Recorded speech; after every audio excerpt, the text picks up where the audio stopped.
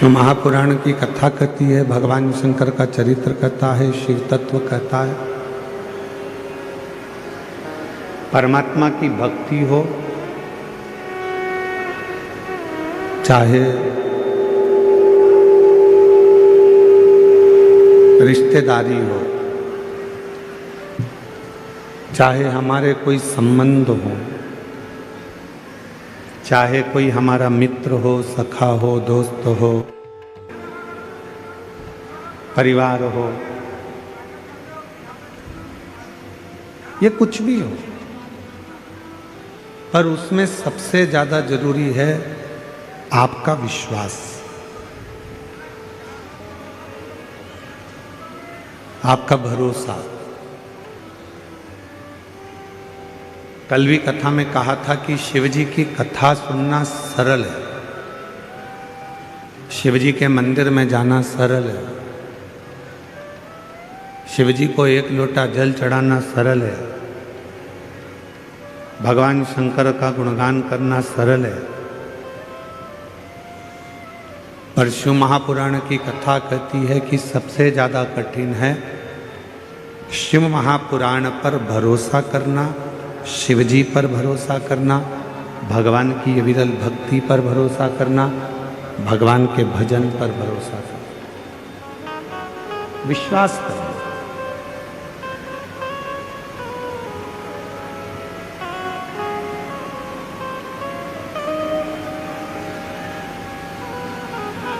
आपका भरोसा कितना है? आप शिव पर कितना विश्वास करते हो, कितना भरोसा करते हो, शंकर के कितने करीब आप पहुंचे हो, ये आपका विश्वास बताए।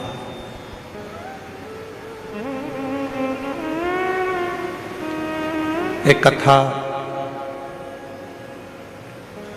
शिव महापुराण की बड़ी सुंदर है। माता पार्वती जी अपना घर छोड़कर अपनी सहेलियों के साथ में, सखियों के साथ में एक पर्वत की कंदरा में, गुफा में प्रवेश कर गए।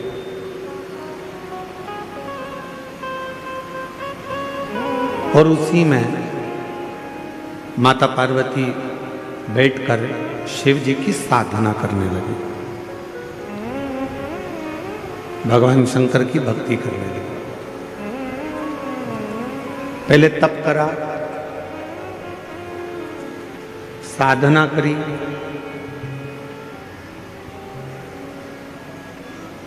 ध्यान लगाया। जब ये सब कुछ कर लिया, फिर माता पार्वती जी ने बेल के पान को, बेल के पत्र को, बेलपत्र को खाना प्रारंभ किया।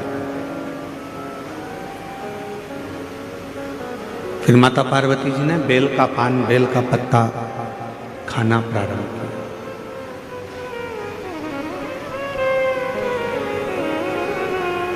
अब सूखे बेलपत्तों को खाती खाती पार्वती मैया दुर्बल हो गई, एकदम दुबली,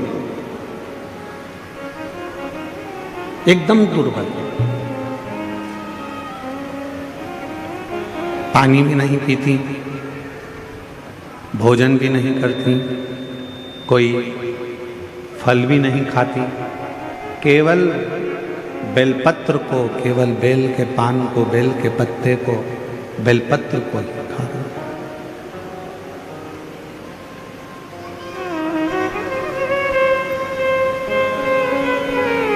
शरीर में उनका पूरा शाम हो गया, काला पड़ गया। और जब शरीर पूरा शाम कलर का हो गया, काला पड़ गया, सांवरा हो गया, शाम कलर का हो गया, तब मेरे देवाधिदेव महादेव उनकी परीक्षा लेने के लिए, थोड़ा ध्यान लगाना कथा में। और शिव जी उनकी परीक्षा लेने के लिए गए और भगवान शंकर ने जाकर कहा, पार्वती तुम शिव की आराधना कर रही हो, भगवान शंकर की साधना कर रही हो, शिव को भज रही हो, पर देवादिदेव महादेव तो कितने सुंदर हैं।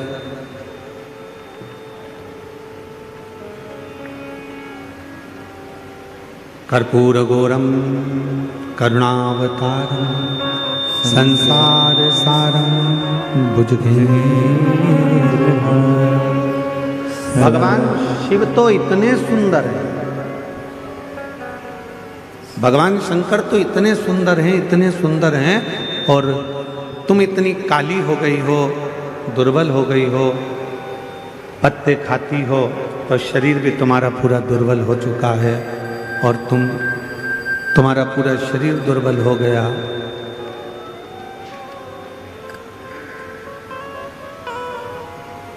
और तुम्हारा शरीर पूरा दुर्बल हो गया, शरीर काला भी हो गया, दुर्बल भी हो गया। अब ये बताओ कि शिवजी तुमसे शादी करें तो करें कैसे? भगवान देवादिदेव महादेव तुमको ब्याहें तो ब्याहें कैसे?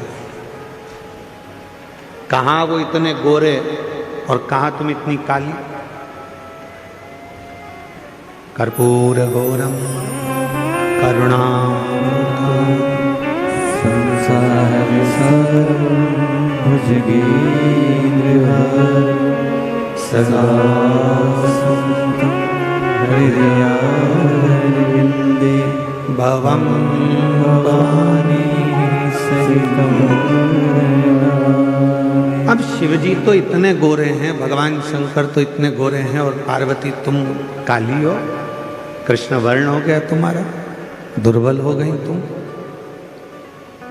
इतनी दुर्बल हो गई तुम, कैसे शिवजी तुमसे ब्याहेंगे?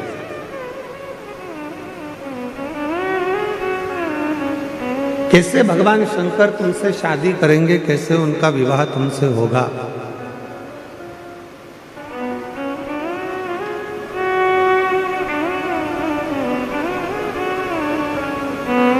पार्वती जी ने हाथ जोड़े, जो देवादिदेव महादेव आए थे रूप बदल कर, स्वरूप बदल कर, पार्वती जी ने उनके हाथ जोड़ लिए, और हाथ जोड़कर माता पार्वती जी बोली कि प्रभु,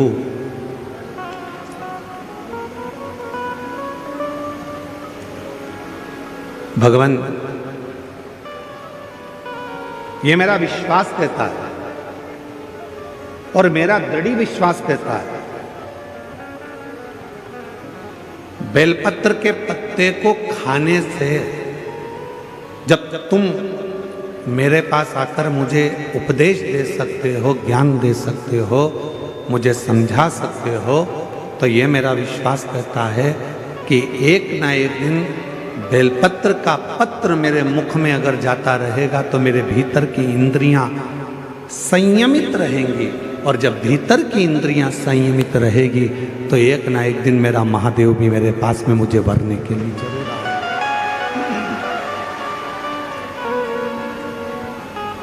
मुझे मेरा शंकर, मुझे मेरा महादेव, मुझे मेरा भोले बाबा मुझे वरने के लिए जरूर आएगा।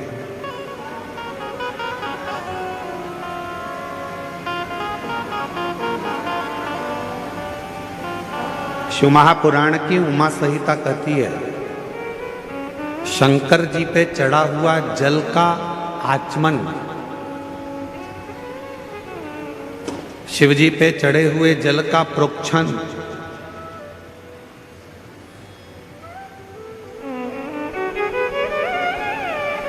कायिक, वाचिक और मानसिक तीन तापों को नष्ट कर देता है।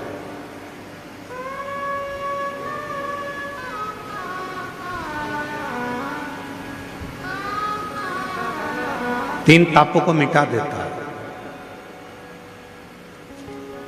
चाहे वो कायिक हो, चाहे वो वाचिक हो, चाहे वो मानसिक।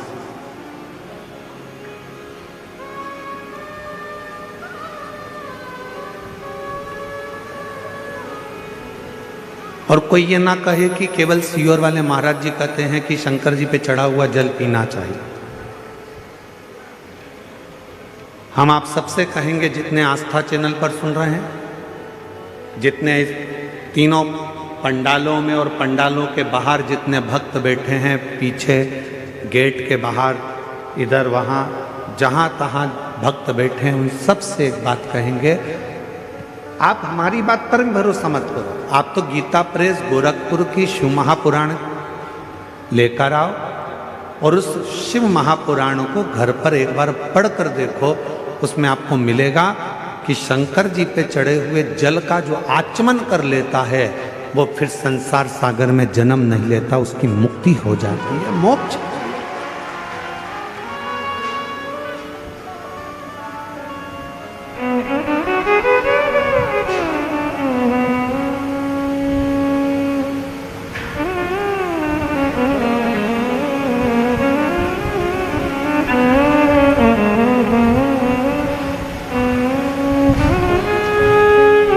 कल डॉक्टर साहब कह रहे थे, श्रीमान सुजय बीके पाटिल जी, कहा गुरुजी, जब पंडाल वाले को फोन किया गया और पंडाल वाले से कहा गया कि 5 लाख लोग एक साथ बैठ जाएं, ऐसा पंडाल बनाना है, तो पंडाल वाला बोला कि 5 लाख लोग पंडाल में आ जाएंगे। तो डॉक्टर साहब बोले, सुजय बीके पाटिल जी बोले, कहने लगे हाँ 5 लाख लोग आ जाएंगे। तो डॉक्टर साहब कल बता रहे थे कि जब यह 5 लाख भक्तों का पंडाल कल पहले दिन ही भरा गया, तो पंडाल वाले को भी आश्चर्य हुआ कि इतने भक्त कैसे। हम डॉक्टर सुजय बीके पाटिल जी को और माननीय श्री नामदार राधा कृष्ण बीके पाटिल जी को धन्यवाद देते हैं। शिव महापुराण का तो ये आनंद है, साथ में डॉक्टर साहब आपका और बीके पाटिल जी आपका प्रेम भी आपके क्षेत्रवासियों के प्रति बहुत ज़्यादा है, इसलिए भक्तों का सैलाब। ये भक्तों का आगमन, ये भक्तों का आना शिव तत्व की ओर अविरल भक्ति को प्राप्त करना,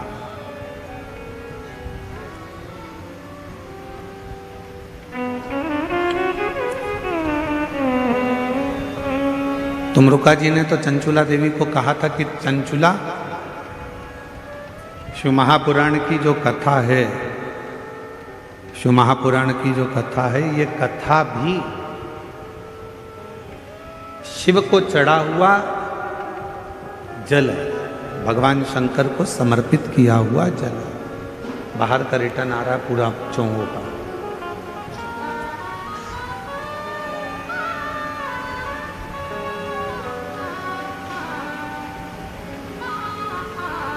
जो शिव महापुराण की कथा को श्रवण कर कर जाता है, ये समझ कर जाता है कि हम शंकर भगवान को चढ़े हुए जल का आचमन कर कर, शिव को प्राप्त कर कर, भगवान शंकर की शरणागति प्राप्त कर कर, भगवान शंकर की भक्ति प्राप्त कर कर हम जा रहे हैं।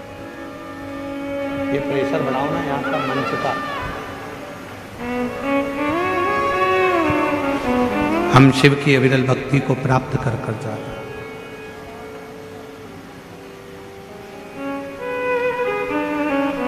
शिव कथा कह रही है, भगवान शंकर का पवित्र चरित्र कह रहा है कि शिव के चढ़े हुए जल का वर्णन स्वयं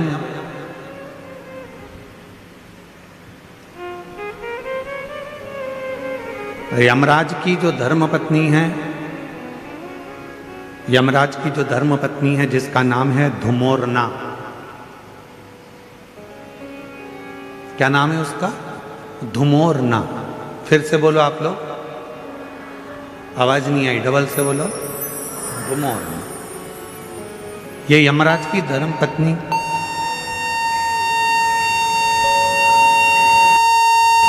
ये यमराज की धर्मपत्नी धुमोरना, धुमोरना।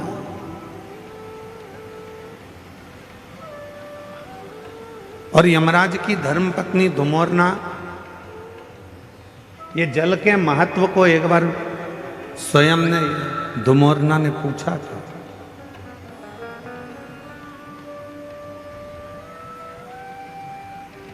जल के महत्व को धुमोरना ने एक बार पूछा था।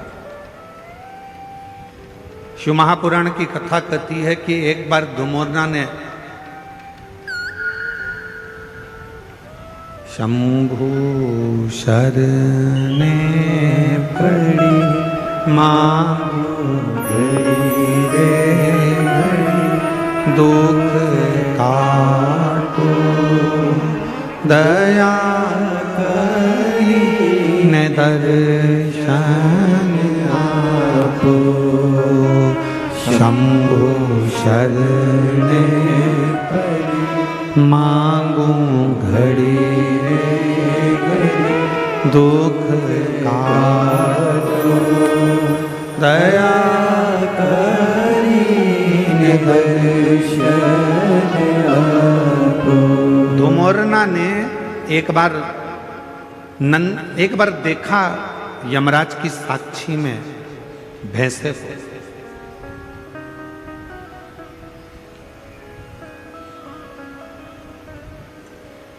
धुमोरना ने देखा कि यमराज का जो भैंसा है, यमराज जिस पर बैठते हैं भैंसा, क्या नाम है उस भैंसे का जिस पे यमराज बैठते हैं? जम के बोलो जरा। यमराज जिस भैंसे पर बैठते हैं, जिस पाड़े पर यमराज बैठते हैं, जिस भैंसे पर यमराज बैठते हैं, उसका नाम क्या है? उसका नाम है पौंड्रक। क्या नाम है? पौंड्रक।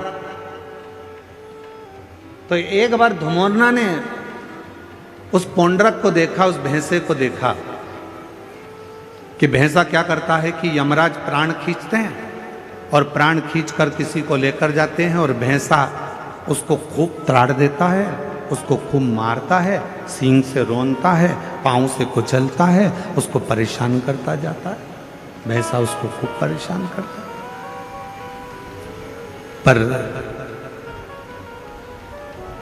धुमोरना ने फिर एक जगह देखा कि धुमोरना ने देखा कि वो भैंसा एक जीव को यमराज लेकर जा रहे थे, पर उस भैंसे ने उसको कोई कष्ट नहीं दिया। भैंसे ने उसको कोई परेशान नहीं किया।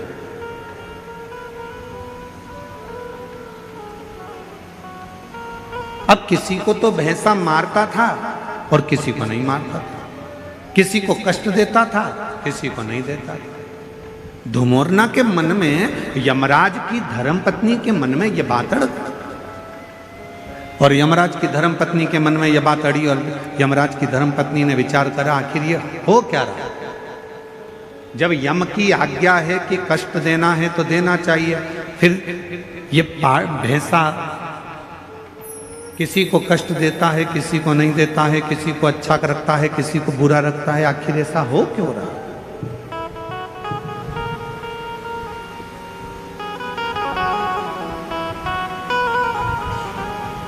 धुमोरना ने भैंसे को बुलाया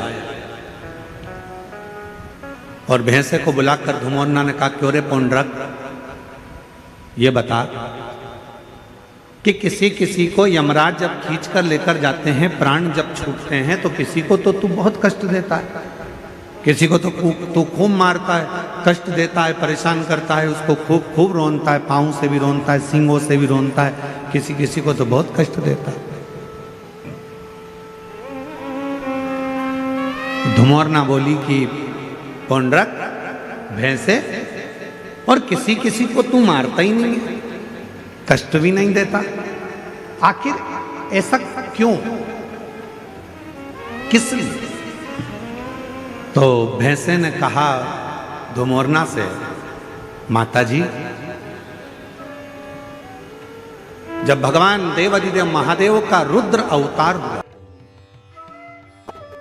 जब मेरे शंकर भगवान का रुद्र अवतार हुआ और उनका रुद्र जो अवतार था, क्रोध का जो अवतार था, उस क्रोध के अवतार में मेरा जो जन्म हुआ है, मैं जो भैंसा बनकर पैदा हुआ हूं, वो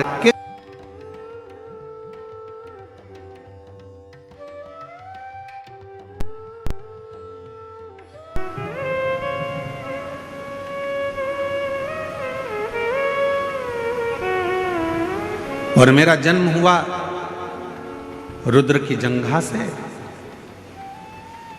जब मेरा जन्म हो गया रुद्र की जंघा से तो मैं समझ नहीं पाया कि मैं कहां जाऊंगा। तब देवाधिदेव महादेव ने कृपा कर कर मुझे यमराज को दे दिया और मैं यमराज का सेवक बन गया। यमराज ने कहा कि तुम यदि मेरे पास में रहोगे तो मेरी आज्ञा का पालन करना पड़ेगा। तो देवाधिदेव महादेव जी ने कहा कि यमराज को मैंने तुम्हें दिया है तो तुम्हें इसकी आज्ञा का पालन करना है। तुम आज्ञा का पालन करो। और यमराज की आज्ञा का पालन धुमोरना से भैंसा कहता है कि मैं करने लगा।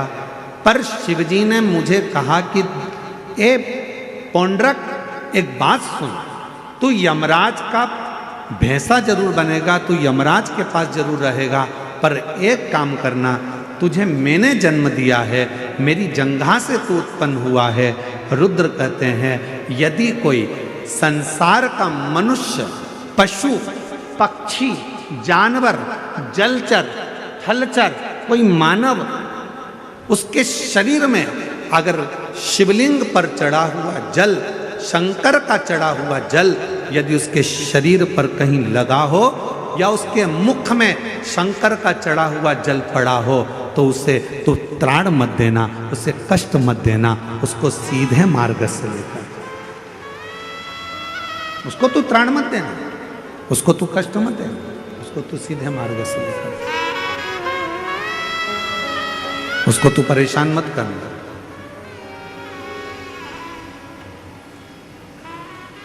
पौंड्रक भैंसे ने वचन दे दिया देवाधिदेव महादेव को कि मैं वचन देता हूं रुद्रदेव, ये मेरा वचन है, जिसके मुख में शिव का चढ़ा हुआ जल होगा, जिसके शरीर पर शंकर का चढ़ा हुआ जल छीटा गया होगा, उसको ना यमराज परेशान करेगा ना ये भैंसा परेशान करेगा, वो सीधे कैलाश धाम की ओर जाए। अब हम आपसे पूछें, उत्तर दीजिएगा जरा, जितनी मेरी शिरडी की जीजियां बैठी हैं, जितने मेरे जीजा बैठे हैं, सब उत्तर दें। मरने वाले व्यक्ति के मुख में कौन सी पवित्र नदी का जल दिया जाता है? जम के बोलो जरा। गंगा का जल। तुरंत जाओ जल्दी से गंगा का जल इसके मुख में डाल दो। कभी किसी ने पूछा अपने पूर्वजों से, अपने बुजुर्गों से कि मरने वाले के मुख में गंगा जल क्यों दिया जाता है? कभी किसी पवित्र व्यक्ति से पूछा कि मरने वाला व्यक्ति का जब उसको जब शमशान ले जाया जाता है तो उसके शरीर को गंगा जल डालकर पानी से नहलाया जाता है, साफ करा जाता है? कभी किसी ने अपने बुजुर्गों से पूछा कि मरने वाले के मुख में गंगा जल क्यों देते हैं? मरने वाले के मुख में गंगा जल क्यों दिया जाता है? मरने वाले के ऊपर गंगा जल का प्रोक्षण क्यों करा जाता है? गंगा जल क्यों छीटा जाता है? उसका एक कारण, रुद्रदेव ने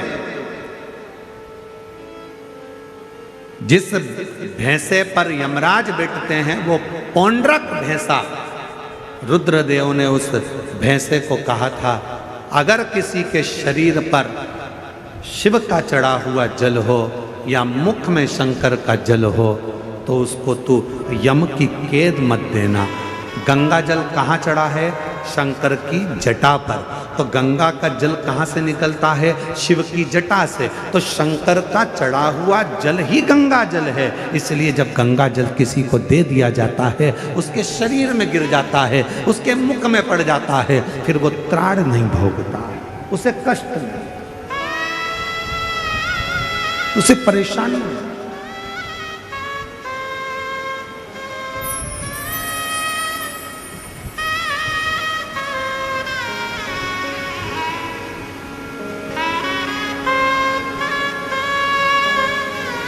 महाराज,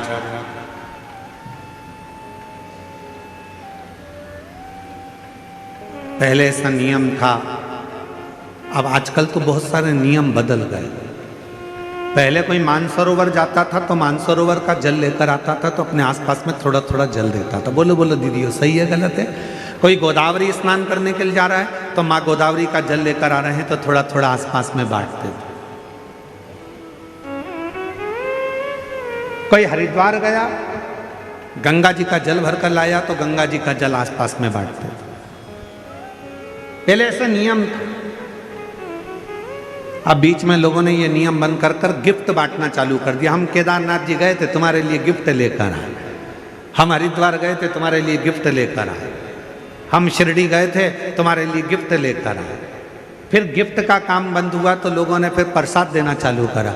हम उज्जैन गए थे, तुम्हारे लिए प्रसाद लेकर आए। हम वहाँ गए थे, तुम्हारे लिए ये प्रसाद लेकर आए। हम तुम्हारे लिए ये प्रसाद लेकर आए। शिव महापुराण की कथा कहती है किसी मंदिर, देवालय, शिवालय या किसी तीर्थ का सबसे बड़ा प्रसाद होता है वहाँ की पवित्र नदी का कुंड का जल। वो जल जब हम अपने आसपास में देते हैं तो हमें हजारों हजारों तीर्थ का पुण्य फल प्राप्त हो जाए।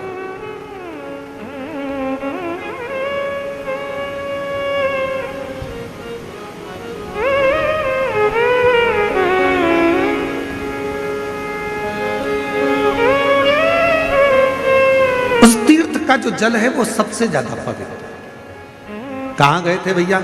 हरिद्वार गए थे। क्या लेकर आए? प्रसाद नहीं लाए। फिर कहाँ गए थे भैया? बद्रीनाथ गए थे। क्या लेकर आए? तो कहा हम कुछ लेकर नहीं आए, हम तो केवल थोड़ा सा माँ अलखनंदा का जल लेकर आए। हम कहाँ गए थे? यमुनोत्री, हम यमुना जी का थोड़ा सा जल लेकर आए। हम कहाँ गए थे? नासिक, त्र्यंबक, हम गोदावरी माँ का जल लेकर आए। हम कहाँ गए थे?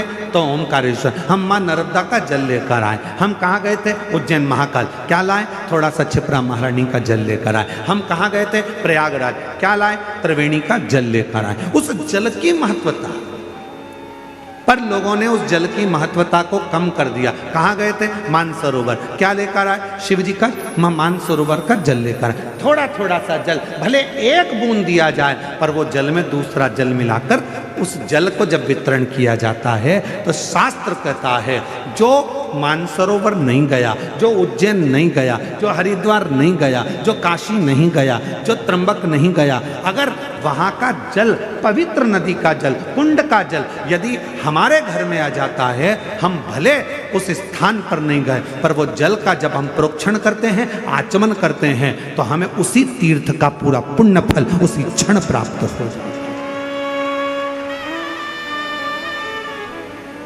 अब आजकल का जमाना थोड़ा दिखावे का हो गया, तो लोग कहते हैं कहाँ गए थे साहब? तो कहा हम यहाँ गए थे, हम वहाँ से गिफ्ट लेकर आए। हम शिरडी गए थे, वहाँ से तुम्हारे लिए गिफ्ट लाए। हम वहाँ त्र्यंबक गए थे, गिफ्ट लाए। उज्जैन गए थे, गिफ्ट लाए। गिफ्ट नहीं,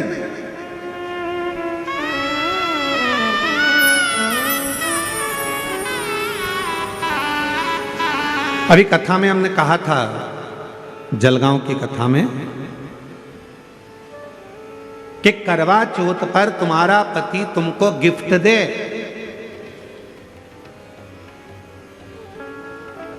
पर तुम अपने पति को कसम खिलवाना। बोला था कि नहीं बोला था? अरे जम के तो बोलो। तुम अपने पति को सौगंध दिलवाना करवा चौथ के दिन कि तुम मुझे गिफ्ट दे रहे हो, चलेगा, पर मुझे भी एक गिफ्ट चाहिए कि तुम कसम खाओ, सौगंध खाओ कि जब भी गाड़ी चलाओगे तो हेलमेट जरूर लगाओगे। जब भी गाड़ी चलाओगे तो हेलमेट। ये गिफ्ट तो मुझे कि क्योंकि तुम हो तो मेरा घर है, तुम हो तो परिवार है, तुम हो तो मेरा कुटुंब है, तुम हो तो मेरे बच्चे हैं, और तुम हो तो मैं हूं। हेलमेट लगाओ। 4 व्हीलर गाड़ी चलाओगे, सीट बेल्ट लगाओ। ये शपथ दिल।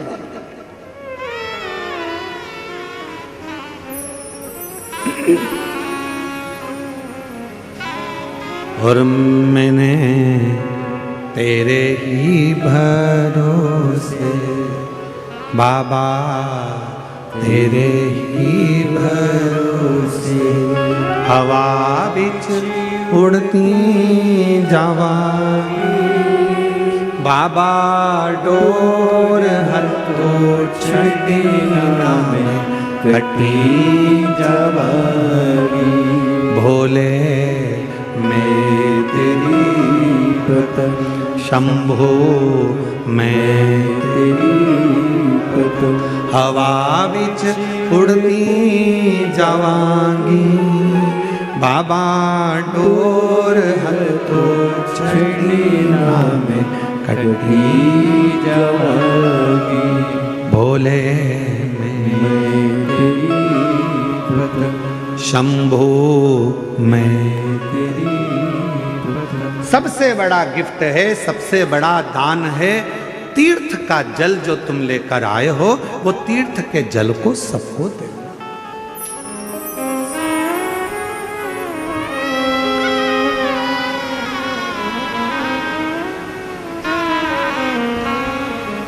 मुख में गंगा जल हो,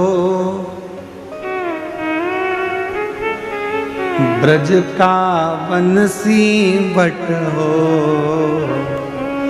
मुख में गंगा जल हो, ब्रज का बंसी बट हो, मेरा काशी वाला निकट हो, जब प्राण तन से निकले, मेरा काशी वाला निकट हो, जब प्राण से निकले। काशी वाला क्यों निकट हो? क्योंकि माता पार्वती जी ने शिव जी से 2 वर मांगे थे काशी में। पहला वर काशी में मांगा था माता पार्वती जी ने कि जिस पति पत्नी में झगड़ा हो उसमें प्रेम बहुत बढ़े। इसलिए आज भी पति पत्नी का आपस में झगड़ा होता है तो उनमें प्रेम बढ़ता है। पति झगड़ा कर कर जाता है, ऑफिस से आते से ही पूछता है क्यों तेरी मम्मी कहाँ गई, तुरंत पूछता, मतलब झगड़ा समाप्त, प्रेम। और पार्वती जी ने दूसरा वर मांगा था शिव जी से कि काशी में जो मरेगा उसको गुरु मंत्र तुमको देना पड़ेगा, काशी में मरने वाले को मोक्ष मंत्र आपको देना पड़ेगा। इसलिए शास्त्र की रीति है, हमारे यहाँ काशी खंड स्कंद पुराण का वर्णन करता है कि काशी में मरने वाले के कान में भगवान शंकर तारक मंत्र प्रदान कर देते हैं, और वो तारक मंत्र सुनते से ही काशी में मरने वाला फिर जन्म नहीं लेता, वो शिव का गण बनकर शंकर के धाम में शिव के आनंद में रहता है, फिर वो जन्म मरण के प्रपंच से छूट जाता है।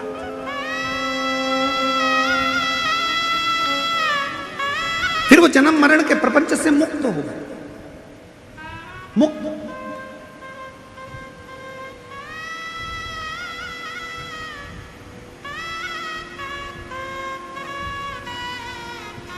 शिव महापुराण का काशी खंड कहता है, ध्यान, स्कंद पुराण का काशी खंड कहता है, कभी योग लगे तो स्कंद पुराण के काशी खंड को पढ़िएगा। मैं माननीय पाटिल साहब को बहुत बहुत इसके लिए धन्यवाद दूंगा। माननीय नामदास राधा कृष्ण विखे पाटिल जी को, डॉक्टर सुजय विखे पाटिल जी को मैं इस चीज के लिए धन्यवाद दूंगा कि काशी खंड में, स्कंद पुराण के काशी खंड में लिखा है, जो कार्तिक के महीने में भगवान शंकर की अविरल भक्ति करता है, जो कार्तिक के महीने में शिव महापुराण की कथा यदि एक बार भी श्रवण कर लेता है, उसको सहस्त्र अश्वमेध यज्ञ का फल तुरंत प्राप्त हो जाता है। मैं पाटिल परिवार को धन्यवाद इसलिए दूंगा कि उन्होंने कार्तिक महीने में ये शिव महापुराण की कथा शिरडी के इस क्षेत्र में कराकर संपूर्ण शिरडी वासियों को अश्वमेध यज्ञ, एक अश्वमेध यज्ञ नहीं, सहस्त्रों, हजारों, लाखों अश्वमेध यज्ञ का फल केवल कार्तिक महीने में ये 5 दिन की शिव महापुराण कराकर उन्होंने सबको प्रदान कर दिया। सब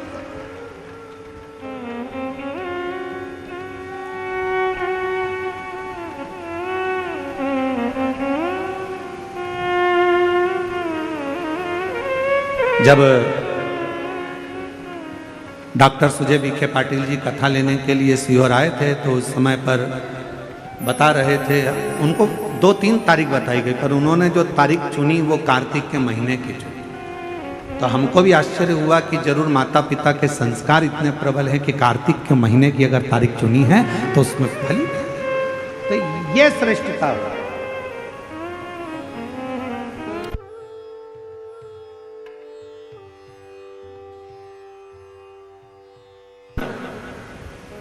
तो हमने जब डॉक्टर सुजय विखे पाटिल जी जब कथा लेकर चले गए तो हमने बाद में आशीष को कहा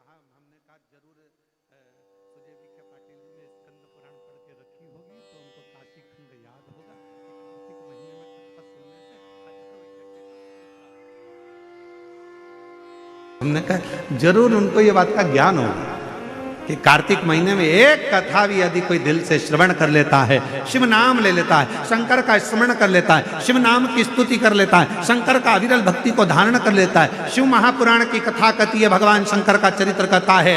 आप और हम तो अपने घर पर दिवाली मनाते हैं। 33 कोटि देवी देवता काशी के घाट पर, गंगा के घाट पर दीपावली मनाते हैं। काशी के घाट पर दीपावली का पर्व मनाया जाता है।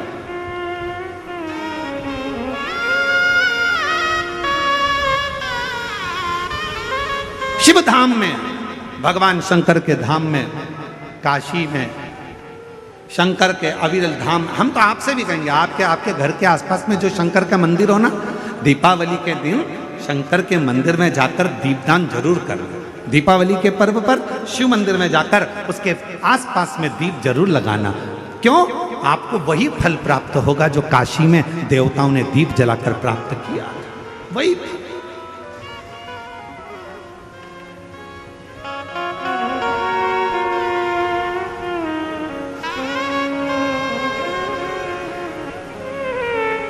भगवान शंकर की अविरल भक्ति को धारण, शिव तत्व को धारण। और इस वर्ष जब आप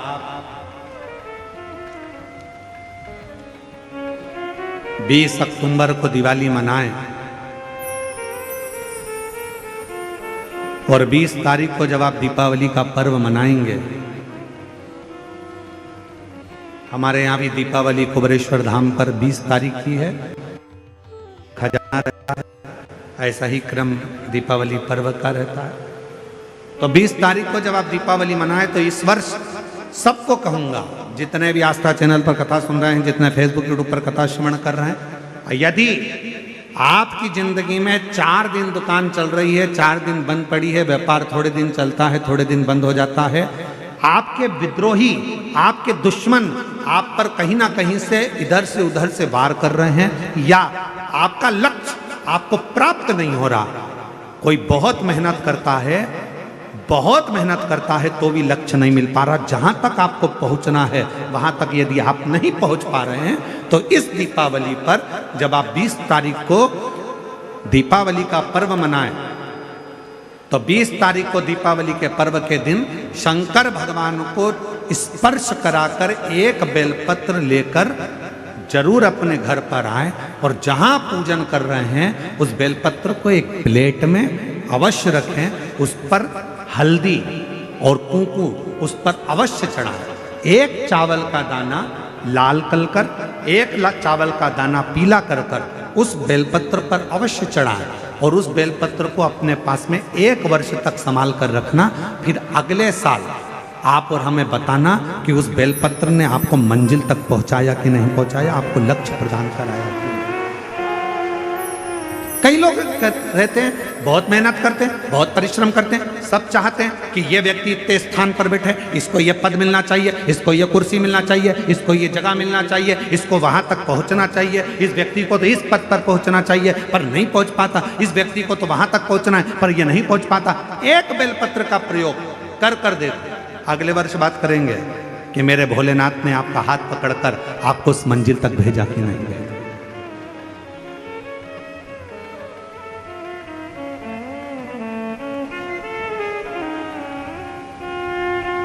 कई व्यापारी, कई किसान कह देते हैं, अरे गुरुजी हमारी फसल पिट गई, अब की बार हमारी जो पिक थी वो पूरी की पूरी पिट गई, हमारा पानी ने बेकार कर दिया, हमारा इसने बेकार कर दिया, हमारा उसने बेकार कर दिया। बेचारा किसान कर्जे में होता चले जाता है, तकलीफ में होता चले जाता है। हम उनसे भी कहेंगे एक बार प्रयोग कर देखिए, एक बेलपत्री का दीपावली की रात्रि को, और अब की बार दीपावली का पर्व 20 अक्टूबर को जो मनाया जा रहा है, 20 अक्टूबर दीपावली पर्व के दिन एक बार प्रयोग कर देखिए कि वो बेलपत्र शिव जी को लगाया हुआ। क्यों?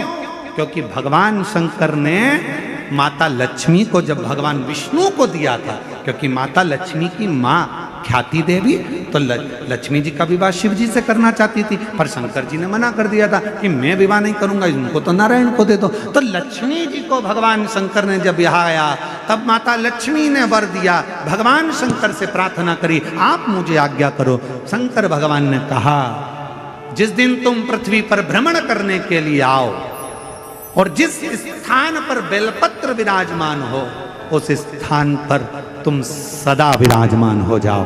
वहां से फिर अविरल बोल बम का नारा है। इतना धीमा बोलोगे तो शिरडी वालों कल्याण तुम्हारा। अच्छे से बोलो जरा, बोल बम का नारा है। हर हर महादेव। शिव तत्व की प्राप्ति।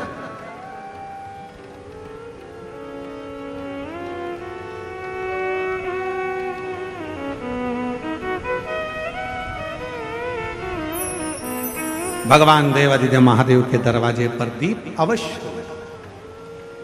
हमारे यहाँ कुबेरेश्वर धाम पर लोग दिवाली मनाने के लिए जब आते हैं, दीपावली पर्व के लिए जब आते हैं, खजाने के लिए जब आते हैं, तो भक्ति के साथ, अविरल भक्ति के साथ शिव तत्व को प्राप्त करने के। और शिव क्या ना दे, भगवान शंकर क्या ना दे। तेरी कृपा बिना न हिले एक भी ले सांस तेरी कृपा से तनु तनु बखान क्या करूं मैं राखों के ढेर का चपटी भगोत में खजाना कुबेर का। उसके स्पर्श मात्र राख का हो जाता है, स्पर्श मात्र एक भभूत का हो जाता है, तो वो भस्म भी करोड़ों का धन बन जाती है। वो भस्म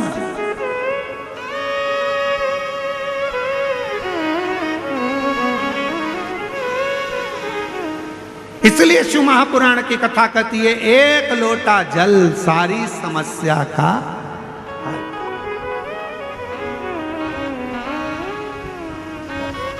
एक लोटा जल लेकर शिव मंदिर जरूर जाओ।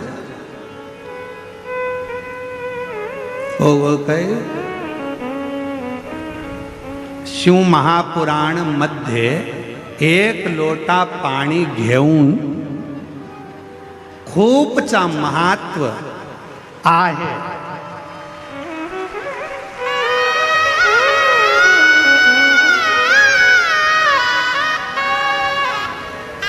शिव महापुराण में एक लोटे जल का बड़ा महत्व बताया है, बड़ा महत्व।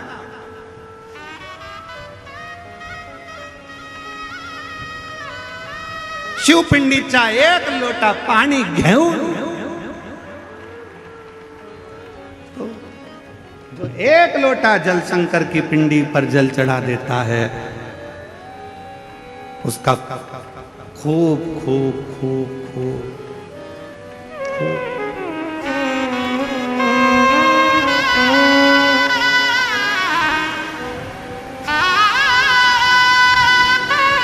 और तेरी कृपा का क्या भरोसा, कब किस पर हो जाए। जरा हम पर कर दो, जरा सी हम पर कर दो।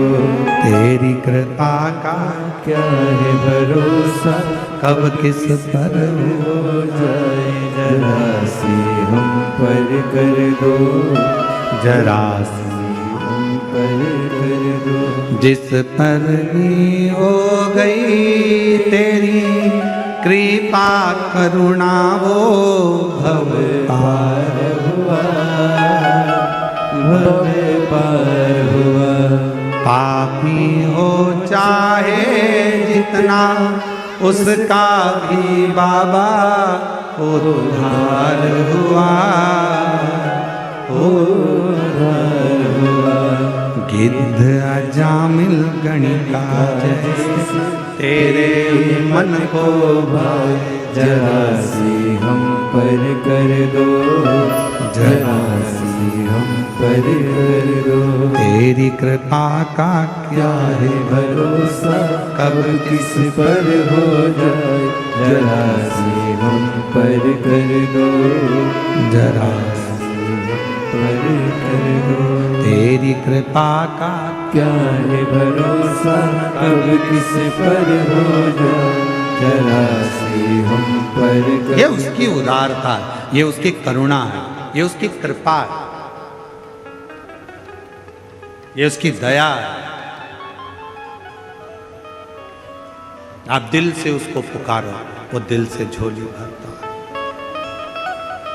आप दिल से पुकारो, दिल से कहो उसको, दिल से विनय करो उसको, दिल से निवेदन करो उसको, वो सुनेगा, आएगा, देगा, झोली भरेगा, चाहे।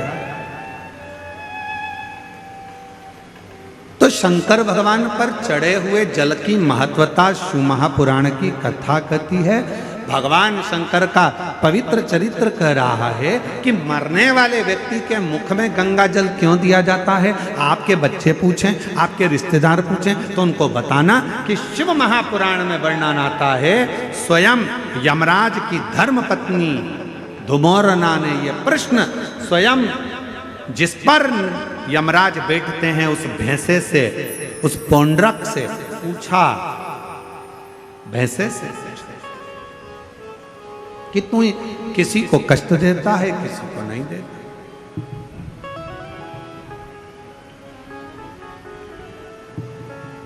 किसी को तो तू अच्छे से लेकर जाता है और किसी को रुला रुला कर लेकर जाता है। बात क्या?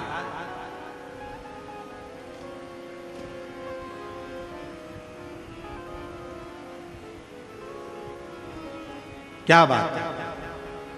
तो भैंसे ने कहा कि मैंने शिव जी ने, शंकर भगवान को मैंने वचन दिया, क्योंकि मेरे देवाधिदेव महादेव ने तो मुझे यमराज को दिया। आज अगर मैं यमराज के पास में हूं, यदि मैं यम के साथ में रह रहा हूं, तो इसमें शिव जी की कृपा है, मुझे शंकर भगवान ने करुणा कर दिया।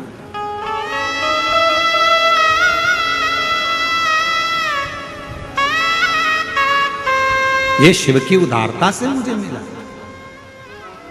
इसलिए हमारे सनातन धर्म में आज भी नियम है, ये गंगा का जो जल है वो भगवान शंकर का चढ़ा हुआ जल है, शिव के ऊपर से चढ़कर नीचे आ।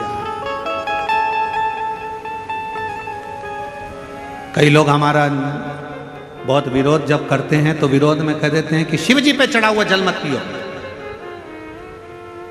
सियोर वाले महाराज ने बताया पियो, और यह कहता है मत पियो। तो जो तुमसे कहे कि शंकर पर चढ़ा हुआ जल नहीं पीना चाहिए, तो उनको कहना कि फिर तो मरते समय तू गंगा जल भी मत पीना, क्योंकि वो भी तो शंकर जी पे चढ़ा हुआ है। शिव जी के शीश पर आया तब तो नीचे आया।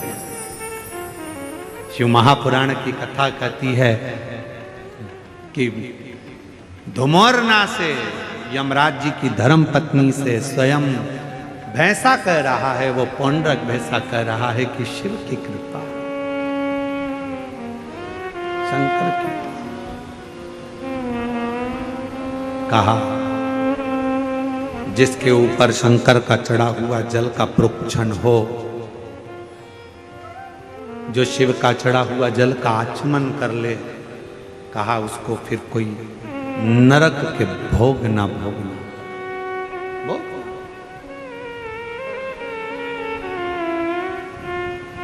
मुख में गंगा जल हो, ब्रज का बंसी बट हो। मुख में गंगा जल हो, ब्रज का बंसी बट हो।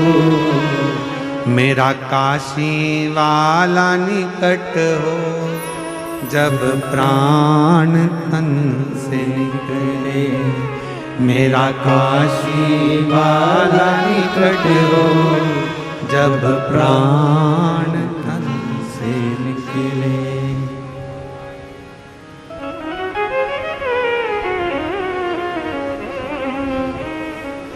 हे भोलेनाथ, हे भोलेनाथ, इतना तो करना भोले, जब प्राण तन से निकले।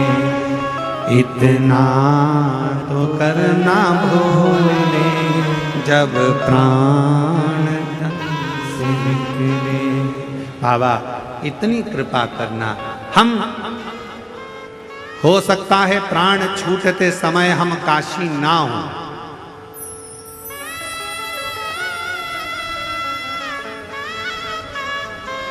हो सकता है प्राण छूटते समय हम काशी ना हो, पर यदि हमने शंकर भगवान आपको एक लोटा जल चढ़ाया है तो इतनी कृपा जरूर करना, हम भले काशी में ना हो पर काशी वाला हमारे करीब में जरूर हो। ऐसी ऐसी काशी वाला,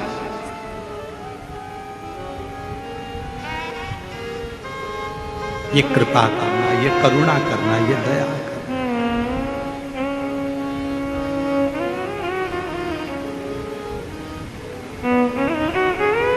यमराज की जो धर्मपत्नी है ना,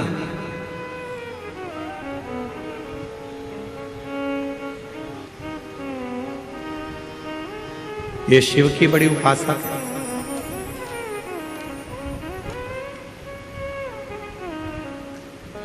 ध्रुमोर्ना दक्ष प्रजापति की बेटी है। शंकर भगवान की धर्म पत्नी भी, माता सती भी दक्ष प्रजापति की बेटी है। कामदेव की धर्म पत्नी रति भी दक्ष प्रजापति की बेटी है। यमराज की धर्म पत्नी वो भी धुमोरना भी दक्ष प्रजापति की बेटी है। महाराज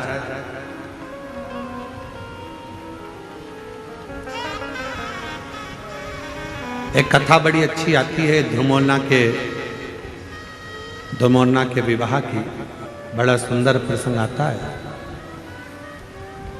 कि ध्रुमोरना ने ध्रुमोरना ने अपने पिता दक्ष प्रजापति से निवेदन करा और ध्रुमोरना ने अपने पिताजी से निवेदन करा कि मेरा जो हाँ विवाह करो जो मृत्यु को जीत ले, जो मौत को विजय प्राप्त कर ले, जो मृत्यु पर विजय प्राप्त कर ले, उससे हमारा विवाह। ध्रुमोरना ने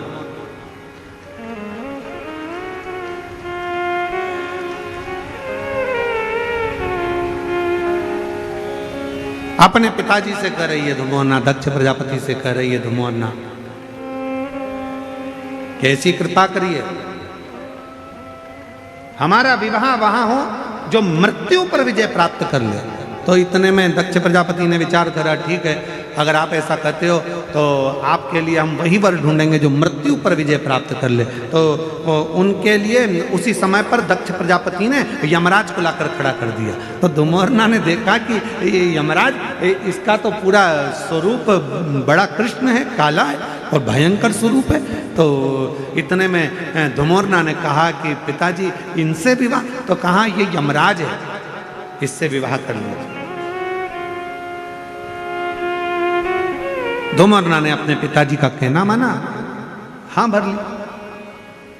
शादी के मंडप में ध्रुमोरना पहुंच गई। जरा ध्यान से सुनना, शादी के मंडप में ध्रुमोरना पहुंच गई।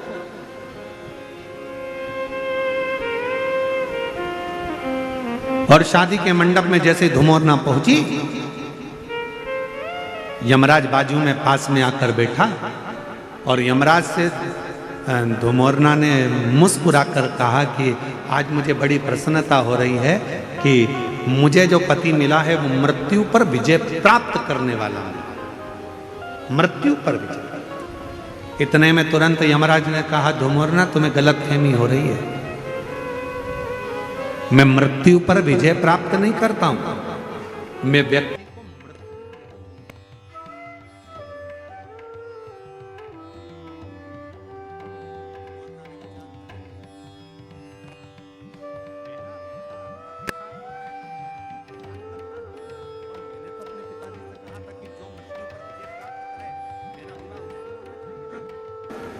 में तुरंत यमराज ने कहा कि मृत्यु पर मैं विजय प्राप्त नहीं कर सकता, पर धुमोरना मृत्यु पर तो केवल एक है जो विजय प्राप्त कर सकते हैं, पर उनका विवाह माता सती के साथ, तुम्हारी बहन के साथ हो चुका है, और वो देव अधिदेव महादेव हैं जो मृत्यु पर विजय प्राप्त